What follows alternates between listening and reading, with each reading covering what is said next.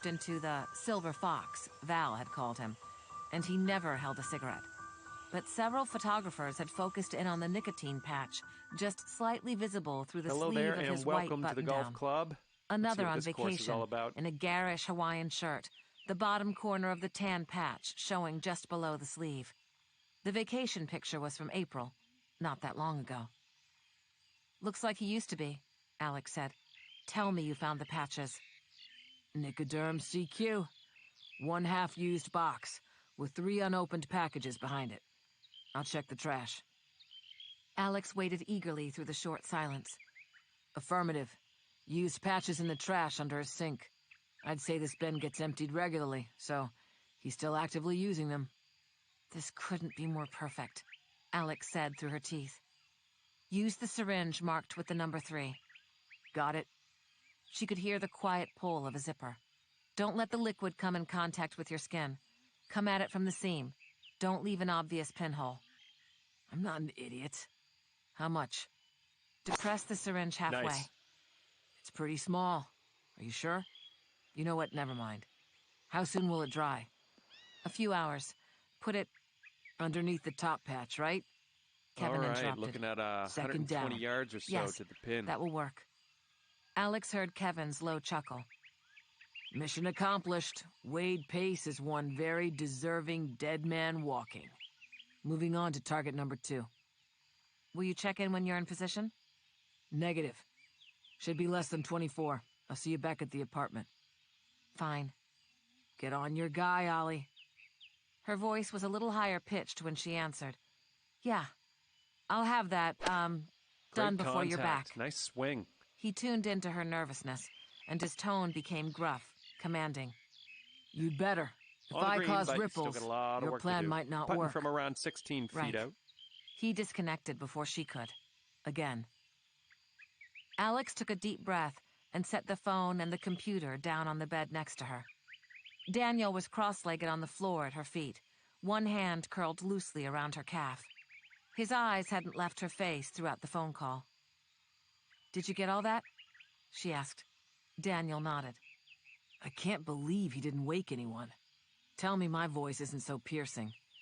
She grinned. "It's not." He leaned forward to put his chin on her knee. She felt his hand tighten around her leg. And now it's your turn. He said the words in barely more than a whisper, but the volume didn't disguise his intensity. Not quite Starting yet. around under par. She glanced automatically at the digital clock she'd set up as part of her temporary And lab. second hole. The display coming up. read 4:15. "I've got a few hours till showtime." She felt the shift against her skin as his jaw tightened. "I'm not doing anything dangerous," she reminded him. "I won't be breaking into anyone's fortress. It's not so different from placing the tracker." I know. I keep telling myself that. Alex stood, stretching, and Daniel leaned back to give her room. She nodded to the corner where her lab equipment was spread out awkwardly across a variety of end tables. She'd taken advantage of the setup to create a healthy supply of Survive after she was done with the recipes for Pace. "I suppose I should clean this up before it upsets Val." Daniel got to his feet. Can I help? Whoops. "Sure, just don't touch anything without gloves." It didn't take long. She'd had so much practice setting her lab up and taking it down, sometimes with an urgent deadline. Daniel was quick to grasp the order of things, and soon he had the proper case ready before she had the equipment totally dismantled. As she carefully wrapped up the last round-bottomed flask, she glanced at the clock again. She still had hours before Val would need to start on her makeup. You look exhausted. Daniel commented. "We got an early start. Val will fix me up so I'm presentable." A nap might not hurt either. Alex was fairly sure that she wouldn't be able to fall asleep. She was working to seem composed so Nice that Daniel swing. wouldn't worry, but in truth, she could feel the seeds of panic beginning to take root in her stomach lining. Not that she'd lied to him about anything she would be doing, Back but on the fairway. she This wasn't is where I anywhere like to be. close to relaxed about the next phase, the actual action part. The truth was, she'd fallen back into her usual mindset, gotten very comfortable with preparation. Now that it was time for her to implement the plan, her nervous system was in overdrive. Still, even just resting would probably be smart. Good idea. As Alex watched Karsten's housekeeper walk through the automatic doors into the huge supermarket, This one's a she beauty. took a few slow, deep breaths, trying to center herself. She examined her face in the visor mirror and was reassured by the illusion Val had created. Alex was sandy blonde today, quite believably so. Her makeup appeared understated, despite all the coverage. Alex was happy to see that her nose was settling into its new shape, probably permanently. Every little bit helped.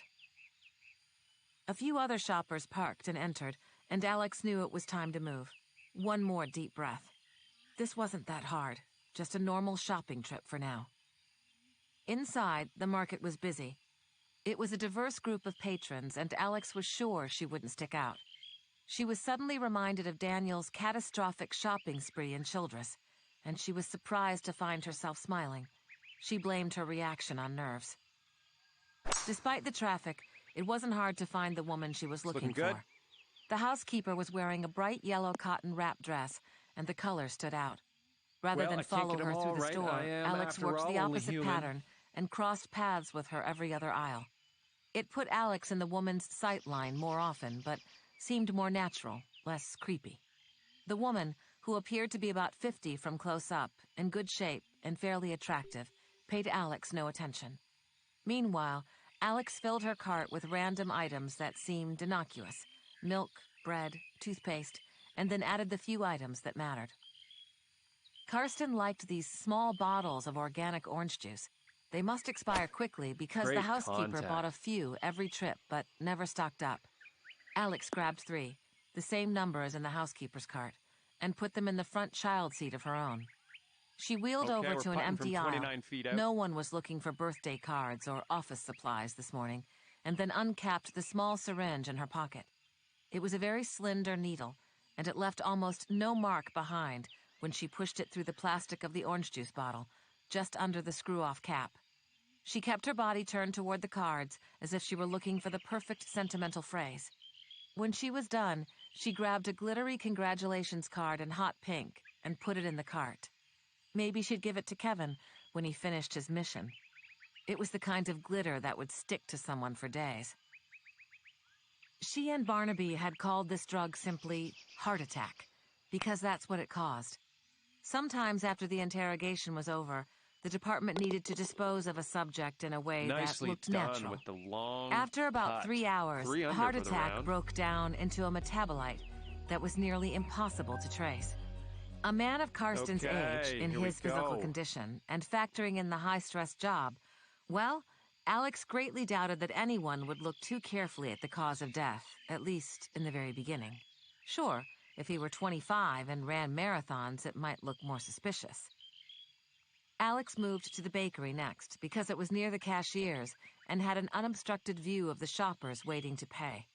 It took about 10 minutes as she pretended to dither between a baguette or ciabatta rolls, but then the housekeeper appeared from aisle 19 and got into the checkout line. Alex threw the baguette into her cart and joined the next line over. This was the tricky part. She'd have to stay pretty close to the woman as they left the store. Alex's inconspicuous black sedan was parked right next to the minivan. As the woman was loading her groceries, Alex was going to trip with her arms full of bags and fall into the minivan's bumper. Sleight of hand wasn't her specialty, but it shouldn't be too hard to leave her juice in the back of the car. Hopefully, snagging the woman's juice bottles would be possible, but if not, she assumed the housekeeper would load them all into the fridge, even if she didn't have the right number. Alex eyed the conveyor belt next to hers, double-checking that the juice was there. She spotted what she was looking for and glanced quickly away. As her own purchases slid across the scanner, her brows furrowed. Something was off. Something wasn't matching the mental picture. She glanced back at the other conveyor belt, trying to pin it down. The bagger was packing a box of Lucky Charms. The housekeeper had never bought that kind of cereal for Karsten, as far as Alex had been able to see. Karsten was a creature of habit, and he ate the same fiber-heavy cereal every morning. Sugary marshmallows with plastic prizes were not his M.O. Another quick peek, head down. The usual coffee beans, the low-fat creamer, the quart of skim milk. But there was also a half a gallon of whole milk and a box of Nilla wafers. Paper or plastic, miss? Miss? Alex quickly refocused, pulled her wallet open, and grabbed 320s. Sitting Paper, please, at she 2 said. under for the round. The housekeeper always got paper. Her mind was turning over and Here we over go. as she waited for her Pop change. this in the fairway. Maybe the housekeeper got groceries for herself while she was shopping for Karsten. But if she got her own milk, she'd have to carry it inside and put it in Karsten's fridge until she was done for the day, so it wouldn't spoil in the heat. And she'd never done that in the past. Was Karsten expecting guests? Alex's heart pounded uncomfortably as she followed the woman through the automatic front doors, her 2 bags both gripped in her left hand. She needed Karsten to be the one who enjoyed that bottle of OJ. But what if a friend grabbed it instead? A friend who was 25 and a marathoner. It would be obvious what she had attempted. Karsten would change his habits, beef up his security, and he would know it was Solid Alex swing. without a doubt. That she was alive and nearby. The hunt would begin again, closer than ever. Should she go with the odds? The juice was Karsten's thing. Probably he wouldn't offer it to someone else, but what if? As her mind raced through the possibilities, a small piece of meaningless information, or so she'd categorized it, popped into her head and suggested a new prospect. The zoo. The daughter had kept going on and on about the zoo. And all the calls every day, some of them hours long. What if Erin Karsten Boyd wasn't always in such close touch with her father? What if Alex, in her hurry to get to the important calls, had fast-forwarded through vital information, like a pending visit from his daughter and granddaughter? The DC Zoo was famous, exactly the kind of place All you'd right, take you your might want to out-of-town tweak your granddaughter. club here. This is Just deep, like deep Lucky down in Charms there. was exactly the kind of cereal an indulgent grandpa would have on hand for her breakfast. Alex sighed, quietly, but deeply. She couldn't risk poisoning the child. Now what? The coffee beans? But Erin would drink coffee too. Maybe another kind of toxin, something that looked like salmonella. She couldn't wait until the family went back where they belonged. Devers and Pace would be dead by then, if they weren't already, and Karsten would be on high alert. This was her one chance to stay ahead of the panicked reaction. There would be 6 bottles of juice, only 1 poisoned. Odds were Karsten would drink it. It was unlikely the child would be hurt. Ugh, she groaned mentally, and slowed her pace. She knew she wasn't going to do it. And she couldn't go back to his favorite sidewalk cafe and add an extra ingredient to his chicken parm.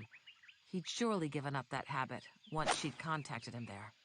She'd be stuck with something really obvious be in the and rough dangerous here. now, like borrowing Daniel's rifle and shooting Karsten through his kitchen window. Her chances of getting caught and killed would be much, much higher than she'd planned. Kevin was going to be disgusted with her. Only one person on her list, and she'd already blown it. She couldn't resent that reaction. She was disgusted with herself, too. As though he could read her mind, just then, Kevin called. She felt the vibration in her pocket, then pulled the phone out and read the number. She hit answer and put it to her ear, but didn't say anything. She was still too close to the housekeeper, and she didn't want the woman to hear her voice and turn, getting another closer look at the blonde woman shadowing her. And Perhaps that'll the keep you housekeeper at was 2 still under the for way the in. round. Alex couldn't afford to be noticed. Alex waited for Kevin 6 to start hole in on coming her, up. irrationally sure he had somehow sensed that she was failing. Way to drop the ball, Oleander. In the half-shout that was his normal volume. Kevin said nothing. She pulled the phone back to look at the screen. Had they been disconnected? Had he dialed her by accident? The call was live. The seconds counted upward in the bottom corner of the screen. Alex almost said, "Kevin?" 4 years of paranoia stopped her This tongue. is going places. She pressed the phone to her ear and listened intently. There was no ambient sound of a car or movement. No wind. No animal sounds. No human sounds. Okay, about 130 Goosebumps yards erupted on out. the backs of her arms, raised the hair on her neck. She'd walked past her car, and now she had to keep going. Her eyes darted around while she kept her head still. She focused on a dumpster in the back corner of the lot. Her pace quickened. She was too close to the center of her enemy's power. If they were tracing this call, it would not take them long to get here. She wanted to run, wanted it badly, but she kept herself to a quick, purposeful walk. Still no sound from the other end of the line.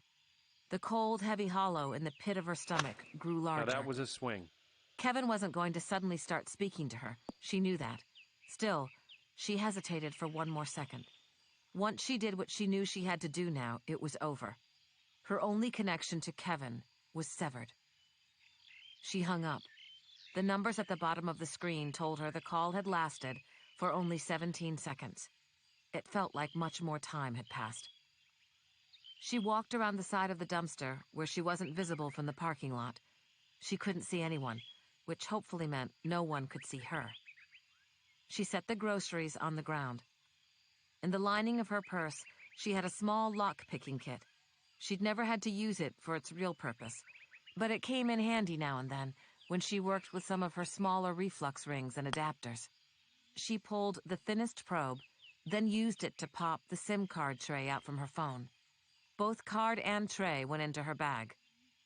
Using the hem of her t-shirt, she carefully wiped the phone down, handling it only through the fabric. Keep you at 2 The tether under of the for shirt's round. length made it hard to get the phone through the side hatch on the dumpster. It was too high this is up. hole number 7 She had to on toss the the tee. phone Let's when do she this. couldn't reach far enough, but she got it through in one try. Alex grabbed the paper bags, spun back around, and walked quickly to her car. The minivan was just exiting the lot. She couldn't tell if the housekeeper had noticed her side trip. She took the longest strides she was capable of as she hurried back. The phone was gone, but she could almost see the seconds still ticking away in the corner of the screen. There were two possibilities for the green here. And one of those possibilities gave her a very tight deadline indeed. Chapter 27. Alex, he just pocket-dialed you, Daniel argued. Danny's right, Val agreed. You're overreacting. It's nothing. Alex shook her head, feeling the pull in her jaw as her teeth clenched. We need to move, she said flatly. Because the bad guys might be torturing Kevin for information as we speak, Val recapped. She used the patient, humoring voice people used with very young children and the elderly. Alex's answer was cold and hard. It won't be a joke if they come for you, Val. I can promise you that. Look, Alex, your own plan had just failed, Val reminded her. You were already upset. Kevin called you and didn't say anything. That is all that happened. I think it's a little bit of a leap to assume it was more than an accident. It's what they do, Alex said in a slow, even voice. Even before Barnaby had gotten her the appropriate classified reading material, she'd seen some of this in action. The subject has a phone with one number on it. You call that number and see what kind of information you can get from it. You track the signal you've just created. You find the person on the other end. Well, there's nothing to find, though, in there right? For par. Daniel asked encouragingly. You toss the phone. And that'll keep you Can't at lead them 2 to under anything for the more than a round. parking lot that's not connected to us. The phone is a dead end, she agreed. This is the 8th But if hole. they have Let's Kevin, see what you can do. Doubt rippled across Daniel's face. Val still wore a patronizing expression. Do you think they would have killed him? Daniel asked in a voice that was almost a whisper. That's the best-case scenario, she said bluntly. She didn't know how to sugarcoat it or say it in a gentler way. If he's dead, they can't hurt him anymore, and we're safe. If he's alive, she took a deep breath and refocused. Like I said, we need to move. Val was unconvinced. You really think he'd sell Should Danny be in the out? fairway. Look, Val, I would never question your understanding on anything remotely feminine. That's your world. This is mine. I am not And exaggerating when I we are say right that around everyone breaks. 175 It doesn't yards out. matter how strong Kevin is or how much he loves his brother. It may take a while, but he will tell them where we are. And for his sake, I hope it doesn't take that long. It would, though, and she knew it. Rocky as her relationship with Kevin had always been, she had learned to trust him, to know him. He would buy her the time she needed to get Daniel and Val somewhere safe. Partly because he did love his brother, and partly because of his pride. He'd never give Devers what he wanted easily. Kevin would make them work for every word they pried out of him. She was glad it wasn't her job to break Kevin.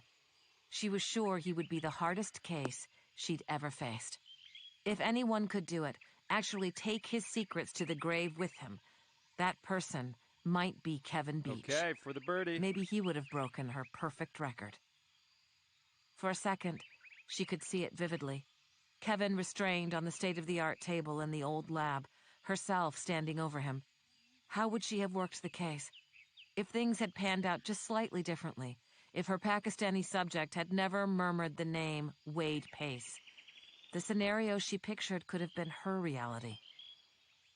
She shook the image away and looked up at Daniel and Val. Alex could see that her tension, her intensity and dark certainty were finally getting to Daniel, at least. If they did get Kevin, what do you think would happen to Einstein? Val asked, still skeptical, but her lapis eyes were abnormally vulnerable. Alex winced. Why had she learned to care so much about an animal on top of everything else? What a stupid thing to do. We don't have time to figure everything out right now, she said. Do you have a place to go, Val? A place Kevin wouldn't know about? I've got a million places. Val's face hardened. Her perfect features suddenly looked like they belonged to a beautiful doll, cold and empty. You? Our options are a little more limited, but I'll figure something out. Pack up the things you want to save. It won't be safe to come back here. Can I keep the wig? Val nodded. Thanks. Do you have another car besides the one we've been using? Okay, so Kevin had that's going to taken the keep you McKinley's at 2 SUV under when for he the and round. Einstein had set off just after midnight. I've got Coming a couple off a here. par on the last That one isn't Let's see mine. what happens Kevin here. was driving it when he got here. Val pivoted slowly, gracefully, and then sauntered to the stairs. Alex couldn't tell if she was going to pack or headed up to catch a nap. Val didn't believe her. Alex's mind was racing in 100 different directions. They'd have to get a new car quickly and dump the one Kevin knew about. There were so many details she had to think through, and she had to do it fast. Alex turned and hurried back to the guest room. She had to pack too. And think. She hadn't planned for this. She should have. Daniel followed her down the hallway. Tell me what I need to do, he said, as they walked through the door. Can you get everything back into the duffel bags? I need to think for just a few minutes. We can't afford any mistakes today. Just let me concentrate, okay? Of course. Alex lay down on the bed, then crossed both arms over her face. Daniel worked quietly in the corner. The noise wasn't distracting. She tried to think through all the moves they had available to them, everything Kevin didn't know. There wasn't much. She couldn't even go back for Lola. Kevin had picked the boarding facility. She took another centering breath and put that thought away. There was no time for sadness now. Great contact. It Nice would be swing. small motels for a while, cash only. Luckily, she had plenty of Kevin's drug money. They'd be able to keep their heads down. Of course, Karsten would expect that. Her face and Daniel's would end up on a police flyer emailed to all the potential stops for 1,000 miles. Since they'd already rolled the Daniel story, maybe they'd cast her as his captive. It would be hard to sell the other version, given Alex's and Daniel's relative sizes. They could camp out of whatever car they found, as they'd done before. The scrutiny would be intense. Once Karsten's people located Kevin's vehicle, they'd trace every used car sold, every want ad, every stolen car for 100 miles in any direction. Any description that fit the scenario would go onto a list, and if a cop reported that vehicle, Karsten's people wouldn't be far behind. Maybe it was time to go back to Chicago. Maybe Joey Giancardi wouldn't kill her immediately. Maybe he'd be willing to trade some kind of indentured servitude for 2 sets of facial reconstruction. Or maybe he'd get one whiff of her desperation and know there was good money to be made in selling her back to the people who wanted her. She had identities that Kevin knew nothing about, but Daniel didn't. The documents she'd grabbed from Kevin's mobile Batcave wouldn't be safe. Unless Daniel acted fast enough. She uncovered her face and sat up. Do you think you've grasped the basic principles of hide-and-seek? Daniel turned with 2 clear bags of ammo in his hands. Maybe the very most basic of the basics. Alex nodded. You're smart, though. You speak Spanish pretty Very well, right? solid round after I can 9. get by. Looking fantastic. You want to go to Mexico? I wish I could. All Mexico right, probably isn't let's totally let her safe rip. for your face since you've been there so many times, but there are a lot of good hiding places in South America. It's cheap, too, so you won't run out of money for a while. You won't blend in, but there are lots of expats. Daniel hesitated for a second, then carefully placed the ammo in one of the duffels. He came to stand next to her. Alex, you're using a lot of second-person pronouns there. Are you talking about us splitting up right now? You'll be safer outside the country, Daniel. If you laid low in a quiet little place somewhere in Uruguay, they might never find... Then why can't we go together? Is it because they'll be looking for a couple if Solid Kevin swing. talks? She hunched her shoulders. It was half a shrug, half a defensive motion. It's because I don't have a passport. You don't think they'll be waiting for Daniel Beach to try to we have board a about plane? 165 You yards won't to be go Daniel still. Beach. I've got a couple of Kevin's ID sets. It will be a long while till they get around to asking him about false identities, if they ever do. You'll have plenty of time to catch a flight to Chile tonight. His expression was suddenly hard, almost angry. He looked like Kevin, and she was surprised at how sad that made her. Nice. So, I just saved myself then. Leave you behind? Another almost shrug. Like you said, they'll be looking for a couple. I'll slip through the holes in the net. They'll be looking for you, Alex. I won't. Okay. She interrupted. Let me think some more. I'll come up with something. Daniel locked eyes with her for a long second. Slowly, his expression softened until he looked like himself again. Finally, his shoulders slumped and his eyes closed. I'm sorry, she whispered. I'm sorry this didn't work. I'm sorry that Kevin... I keep hoping he'll walk through the door, Daniel admitted, opening his eyes and staring down. But I can feel it in my gut. That's not going to happen. This one I for the know. save. I wish I were wrong. His eyes flashed up to hers. If our positions were reversed, he'd do something. He'd find a way. But there's nothing I can do. I'm not Kevin. Kevin would be in the same position we are. He wouldn't know where they were keeping you. If he did, he'd still be impossibly outgunned. There wouldn't be anything he could do. Daniel shook his head and sank down onto the bed. Somehow none of that would have stopped him. Alex sighed. Daniel was probably right. And that'll keep you at Kevin 1 would have under some for the secret round. informant or another camera angle or a way to hack into Deaver's system. Okay, it's He time to wouldn't send give this up ball on and its run. way. But Alex wasn't Kevin either. She couldn't even poison Karsten while he was still oblivious. He wasn't anymore, she was sure of that. Let me think, she repeated. I'll try to figure a way out. Daniel nodded. But together, Alex. We leave together. We stay together. Even if that puts both of us at risk. Even then. Alex threw herself back onto the bed, hiding her face again with her arms. If there had been some perfect escape for them, she would have tried it earlier. The whole reason she was here in the first place That drive was was that the crazy. escape option had failed. Now the attack option had failed. It didn't leave her feeling very optimistic. It was funny how you didn't realize how much I'd you say had it to looks lose like around until it was 145 gone. yards from the pin. Yes, she knew she was in deep with Daniel. She'd embraced that disadvantage. But who would have thought she would miss Kevin? How would he become her friend? Not even a friend, because you chose your friends. More like family. The brother you tried to avoid at family gatherings. She'd never had anything like that, but this must be what it felt like. The pain of losing something you'd never wanted, but had come to count on anyway. Kevin's arrogant self-assurance had made her feel almost safe in a way she hadn't for years. His team was the winning team. His invulnerability was the safety net. Or used to be. And the dog. She couldn't even think about the dog, or she'd be incapacitated. She wouldn't be able to make her brain work toward any kind of solution. Again, the image of Kevin on her table flashed across the black insides of her eyelids. If only she could know that he was already dead. That would be something. If she could believe he wasn't in agony right now.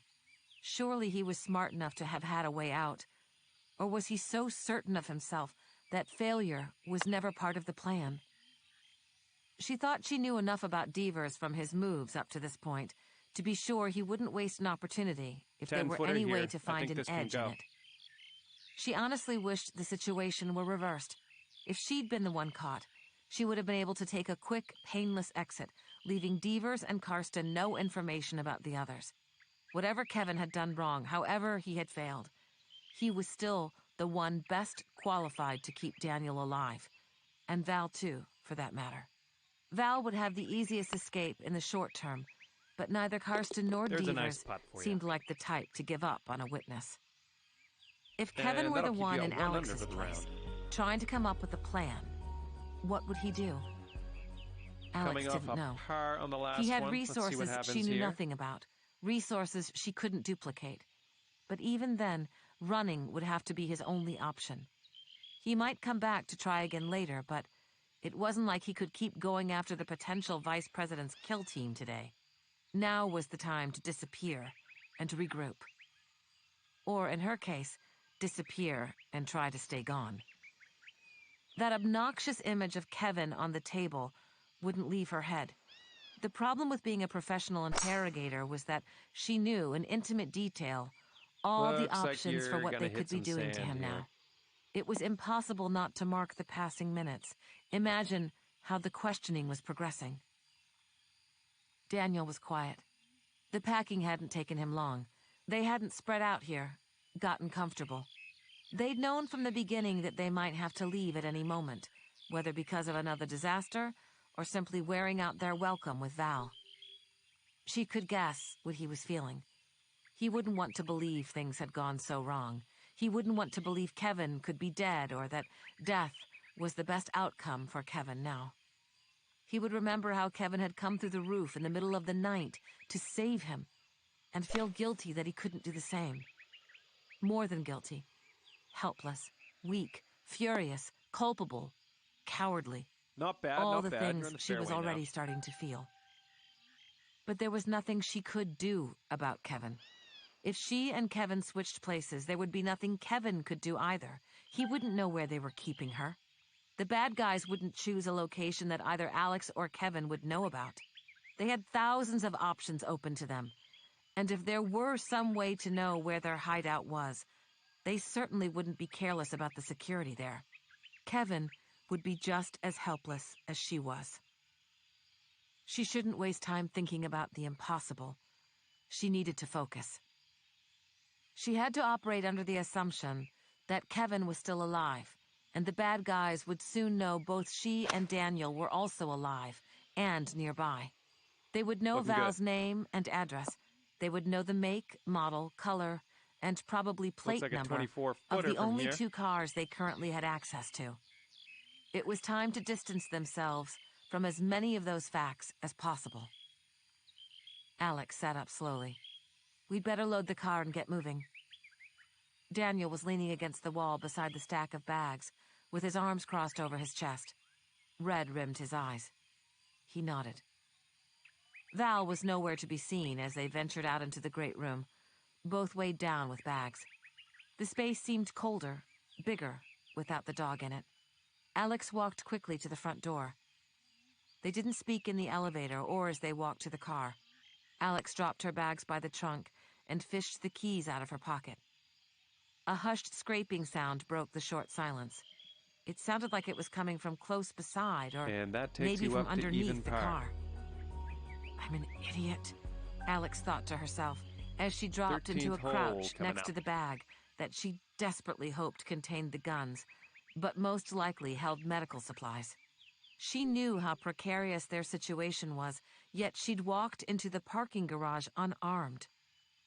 She'd relied on Kevin to hold out longer. Stupid. Daniel had the heavier bags. She could tell as soon as her hand rested on the bag in front of her that it contained first aid gear. First aid she wouldn't have a use for now. At least, she had her rings and belt, so she'd have to be close. No resisting at first. That was, if they didn't just shoot her immediately. Solid swing. Not even a full second passed as she made these calculations. The first noise was quickly followed by another, a low whine that definitely came from under the car. The sound took her back to a different panicked moment, by a dark porch in Texas. It wasn't a human sound. Alex crouched lower, leaned her head down so it was almost touching the asphalt floor of the garage. The dark shadow beneath the sedan pulled itself closer. "Einstein?" she gasped. "Einstein?" Daniel echoed behind her. Alex crawled around to the side of the car to where Einstein was closest. This one's looking dialed Einstein, in. are you okay? Come here, boy. This The dog is for crept Birdie. toward her until he was free of the car. She ran her hands along his back and legs. "Are you hurt?" she crooned. "It's okay. I'll take care of it." His fur was matted and wet in a few places, but when she pulled her hands away to check, they weren't red, just dirty. His paws were cut up a bit, and he panted like he was dehydrated or exhausted, or both. "Is he all right?" Daniel asked, close beside her. "I think so. It looks like he's had a rough night, though." "Come here, boy," Daniel said, reaching for him. Einstein got to his feet, and then Daniel scooped him up. Einstein licked his face over and over again. "Get him upstairs. I'll load the stuff in the car and follow." "Okay." Daniel hesitated, then gulped a ragged breath. "It's all true." "Yes." She popped the trunk without looking And up. with that, you She will heard him stay turn at and even walk par. away. The sound of Einstein's panting faded. Okay, here It we didn't go. take her long to get things squared for their departure. The garage stayed quiet and empty of people as usual. Maybe this was Val's private floor of the parking garage. Maybe all these cars belonged to her. Alex wouldn't be completely shocked if that was the case. Shouldn't Alex feel better that the dog was okay? Part of her must have been hoping that she was wrong, that she'd overreacted, that it was just a mistake. When she walked back into the living room, Val was on the floor with the dog. Hope this one bites. Einstein was curled in her lap, with his head on her shoulder, and Daniel knelt beside them. Val looked up at her, still wearing the hard doll face. "Now is when you get to say, 'I told you so.' Do you need help getting out of here?" Alex asked. "I've had to disappear before. It's been a while, but that's not something you forget." Alex nodded. "I'm sorry, Val." "Me too," Val responded. "Do you think... Are you going to take the dog?" Alex blinked in surprise. "Yes." "Oh." Val pressed her face into Einstein's fur. "Give me a minute." Her voice came out muffled. Whoa. "Sure," P.S. Alex said. They had a few hours. Okay, This location 1 under for the was the round. last thing Kevin would give up. He'd sent the dog back to warn them. He was fighting Nice for solid them. birdie on that last hole. We got Besides, another birdie in she the works still had here. one unlikely avenue of information, and she should probably check that out while she had access to a high-speed internet connection. She went to the computer on the island. Karsten had been pretty tight-lipped up till now, but maybe he'd finally give something away. At the least, she should be able to construe the approximate time Kevin had been taken. Surely there would be a call to mark that. Maybe some travel. Karsten was the expert on this front, not Devers. The tracker was an easy check. Karsten's vehicle was at his office, as usual for a workday. He might have taken another car, though. She checked the That sound was feed. amazing. Karsten was in the office. She scrolled back to listen to his conversations. Here was something telling. Karsten had been in the office for a while. Usually he got in at 6, but there was activity beginning around 3:30 a.m. She wanted to kick herself for not checking backward on the recording before heading out this morning. His first call was short, just, "I'm here," and "What's the status?" It wasn't hard to draw conclusions from that. Someone had woken Karsten up with the news, and he'd headed to the office. With zero traffic, it would only have taken him 10 minutes to make the drive. Factor in throwing some clothes on, brushing teeth, etc., and the call could have come in anywhere from 2:30 to 3:15. She looked at the clock on her computer, calculating how long they'd had Kevin. They would have had to subdue him in the beginning, then wait for him to be fully Now that was a cognizant swing. if they'd knocked him out. Then, they'd have to decide on a course of action and bring in a specialist. Was that Karsten's second call? I'd say it's At about 120 3:45, yards or so Karsten to the had pin dialed from out. here. What's the play? I don't like it. Fine, if that's the best option. What? You know how I feel about it. Like you say, it's your problem. I want updates. He never said much, and the words had probably 1,000 possible interpretations, but she couldn't help applying her own. No, Kevin wasn't dead. There was a long stretch of silence. Typing, pacing, breathing. That was all. No calls. It didn't sound like he left the room once. She could almost hear Karsten's anxiety, and it made her more anxious than she already was. Nice. Where were his 26-footer updates? from here to the cup. Was he getting them in emails? Maybe they were lucky. Maybe the specialist had to be brought in from a distance. Maybe Kevin was just being held, anticipating. That was one face of the game, and she'd played the card before. Let the subject wait, visualize, panic, let him lose the fight in his own head before it began. Not likely in this case. They knew Daniel was alive. They'd suspect he had other help here in the city. They would not want to give Kevin's Confederates time to escape. The clock was ticking for Karsten and Devers, too. They'd made the call. They'd heard her pick up, then disconnect. She hadn't called back to see if it was an accidental dial. The phone was ditched. They would guess the partner was already running. Like she should be. And that'll keep you Alex at one came under out of her for the intense round. reverie, realizing for the first time that Daniel was perched on the stool beside her, All right, watching the let's let her reactions rip. play across her face.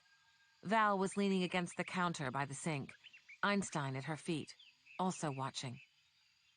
Just a little longer, she told them, scrubbing through the long silence in Karsten's office.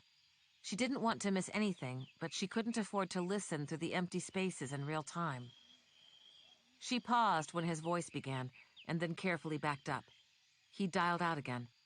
The tone of his voice was 180 degrees from what it had been. It was such a shift, it jarred her. She wondered Nice if she'd swing. somehow messed up the program and pulled up an earlier recording. It was his kindly grandpa voice. I didn't wake you, did I? How'd you sleep? Looking Yes, at sorry, I have a small 125 emergency on my yards plate. ish I had to come into the the pin office. here. No, don't cancel the plans. Take Livy to the zoo. It's going to get hotter tomorrow. You know I don't have a choice in these things, Aaron. I'm sorry I can't be there today, but there's nothing I can do about it. Livy will have a great time without me. She can tell me all about it tonight at dinner. Take lots of pictures. I can't make any promises, but I hope to be free by dinner time. That's not fair. Yes, I remember that I told you this would be a light week, but Solid swing. you know how the job works, honey. No guarantees. A big sigh. I love you. Give Livy a kiss for me. I'll let you know when I'm free. She had chills when he hung up. Karsten thought it would be over by dinner time? Or was he just placating his daughter? More silence. More typing. He must be getting the updates electronically. Kevin was in the thick of it. Alex was sure. Was he talking yet? She didn't have a clue. There was nothing more until she caught up to the present time. She checked the tracker. Karsten wasn't going anywhere. Devers must be handling his problem. Still, listening through her earbuds, Alex leaned her forehead against her arms. Karsten was typing again. She pictured him at his desk, poker face in place as he sent out directions or questions. Would he be flushed with anxiety? Would tension sweat drip off his pale, bald head? No. She was And sure he that'll would keep be you at one cool under for and the round. precise, no more worked up than if he were typing out a request for paper supplies. Okay, He'd it's know time the to right send things this to ball ask, on its way. even if Devers didn't. He could manage the whole operation from his ergonomically correct desk chair. He'd see Kevin tortured to death, then run out for his dinner reservations without a second thought.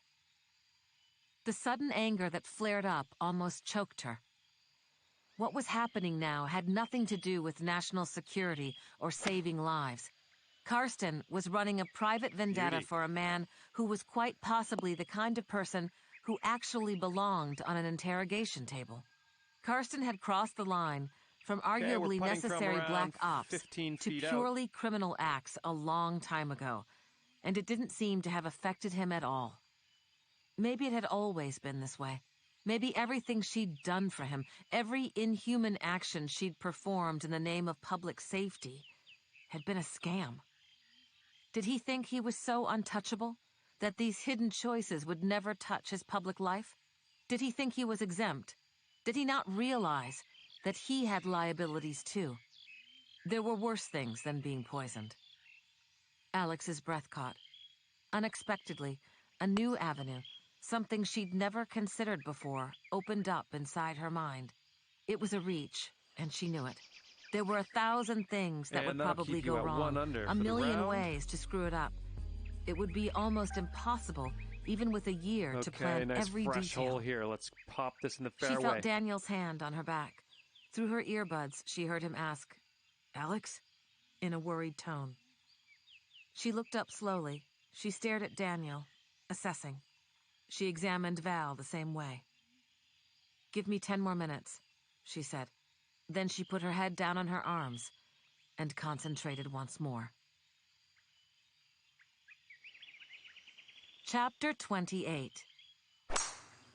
Alex spoke quickly as she laid out her plan, emphasizing the details she was sure of a little more than necessary. She tried to make it sound well thought out, like she was confident about it. Daniel seemed to be buying her version, listening intently, nodding at certain intervals. But Alex couldn't read Val at all. Her eyes were focused toward Alex, but almost like she was looking through Alex's face to the back of her head. Her expression was politely distant. Alex talked through the conclusion, which wasn't nearly as fail-safe as she would have liked it to be, and she could tell she wasn't selling the outcome as well as she had the preliminaries. She looked down at Einstein's face on her leg instead of at the human faces, petting him more frequently as her discomfort grew. Trying to wrap it up on a positive note, she went on a little longer than she should have. She was still mid-sentence when Val interrupted. "No," Val said. "No?" Alex repeated. She said the word like a question, but she was already resigned. "No, Button from around 16 I won't do feet that. out. You're going to get killed. It's nice that you want to go back for Kevin, but be realistic, Alex. This isn't going to work." "It might. They won't be expecting this. They won't be ready." "It doesn't matter if they're ready or not. There will be more than enough of them to make up for it. So, you get off a lucky shot and take one down. The guy next to him will get you." "We don't even know how many people will be there." "Exactly," Val said in a flat voice. "Val, they won't pay attention to you. You'd just be an anonymous aide. These people see hundreds of assistants every day. You'll be invisible to them." "I have never been invisible in my life. You know what I mean." And, good job out there. Val